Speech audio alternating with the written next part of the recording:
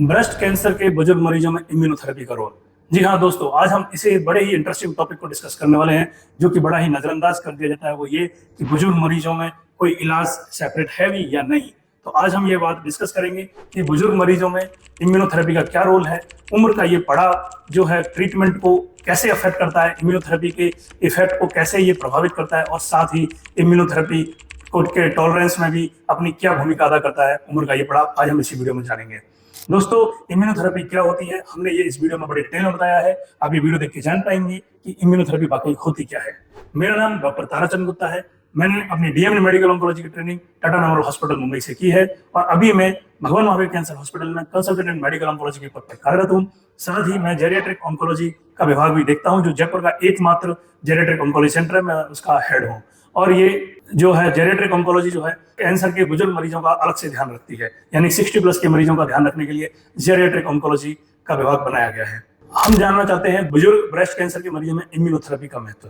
ये दोस्तों, इम्यूनोथेरेपी खुद के साइड इफेक्ट बहुत कम होते हैं, इसलिए ये बुजुर्ग मरीजों में एक ट्रीटमेंट का बड़ा ही अट्रैक्टिव और इफेक्टिव ऑप्शन सामने आया है, क्योंकि इससे मरीजों को झेलने में दिक्कत नहीं होती। जबकि जो कन्वेंशनल कीमोथेरेपी होती है, जो रेगुलर बेसिस पे जो पुराने टाइम से जो चली आ रही कीमोथेरेपी है, ये बुजुर्ग मरीजों के हेल्थ को बड़े ही इफेक्ट करती है, साइड इफेक्ट ज्यादा होते हैं। इसलिए इम्यूनोथेरेपी के जो है एक अट्रैक्टिव ऑप्शन है।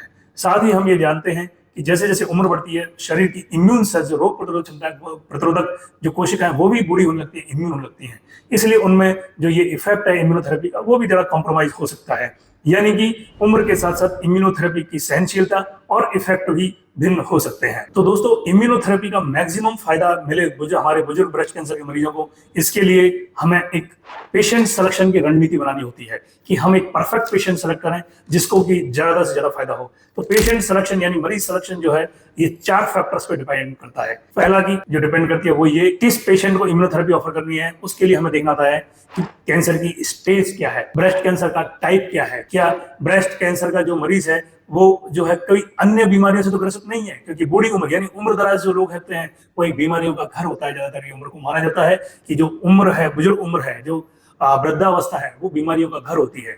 और उसमें जो है मरीज जो है कहीं अन्य दवाइयां तो नहीं ले रहा है, कितनी सारी दवाइयां ले रहा है, क्या जरूरी दवाइयां ले रहा है या गैर जरूरी दवाइयां भी ले रहा है। कई बार मरीज खुद से ओवर द काउंटर मेडिसिन लेते हैं, एसिडिटी की मेडिसिन ले लिया, कैल्शियम की दवाई ले लिया, जो over the counter medicine, pain killer से, तो यानी बहुत सारी दवाइयां चल रही होती हैं। उन सबको भी हमें ध्यान में रखना होता है पेशेंट को ट्रीटमेंट के लिए लेने से पहले।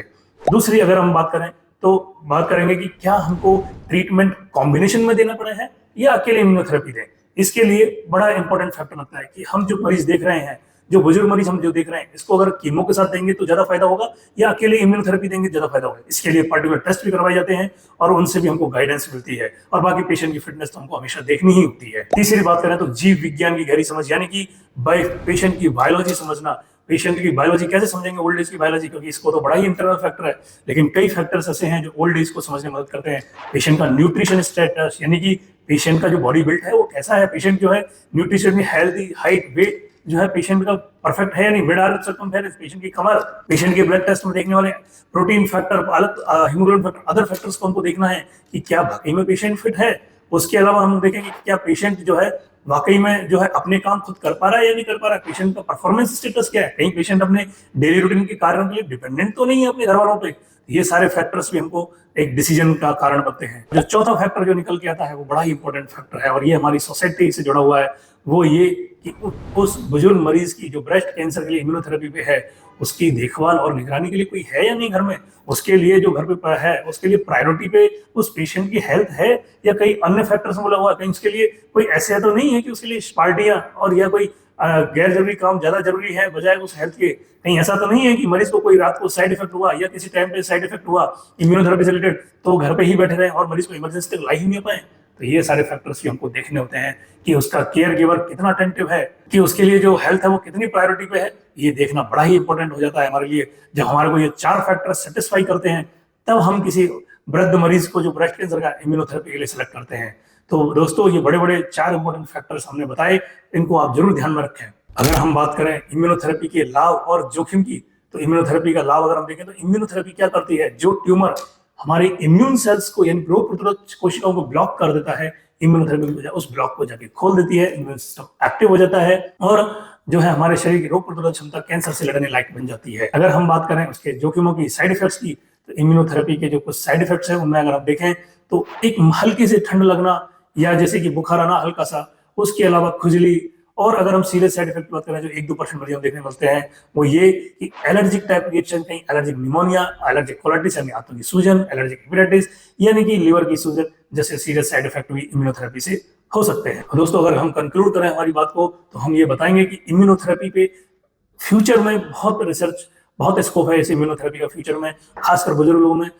साइंटिस्ट और जो हमारे वैज्ञानिक है वो निरंतर शोध कर रहे हैं, रिसर्च कर रहे हैं कि कैसे इम्यूनोथेरेपी को और इफेक्टिव बनाया जाए बुजुर्ग लोगों के लिए, कैसे उसको कम से कम साइड इफेक्ट्स के साथ मैनेज किया जाए, ऐसी संभावनाएं तलाशी जा रही हैं। तो दोस्तों आज हमने अपने इस वीडियो में डिस्कस किया कि इम्यूनोथेरेपी बुजुर्ग मरीजों में कितनी जरूरी है, क्या फायदे हैं, क्या नुकसान है, क्या ऐसे फैक्टर हैं जो डिसाइड करते हैं कि इम्यूनोथेरेपी के लिए पेशेंट फिट है या नहीं। दोस्तों ये सब फैक्टर्स जानकर ही इम्यूनोथेरेपी का ऑप्शन है। तो इन सब फैक्टर्स को जानने के लिए आपको अपने डॉक्टर से मिलना होगा और डॉक्टर ही आपको बेहतर गाइड कर सकता है कि आपके इन बुजुर्ग ब्रेस्ट कैंसर के मरीजों में इम्यूनोथेरेपी फायदेमंद होगी या नहीं। तो दोस्तों अगर आपको हमारा ये वीडियो अच्छा लगा हो तो इसे लाइक करें, सब्सक्राइब करें और दोस्तों और जरूरतमंदों के साथ शेयर करें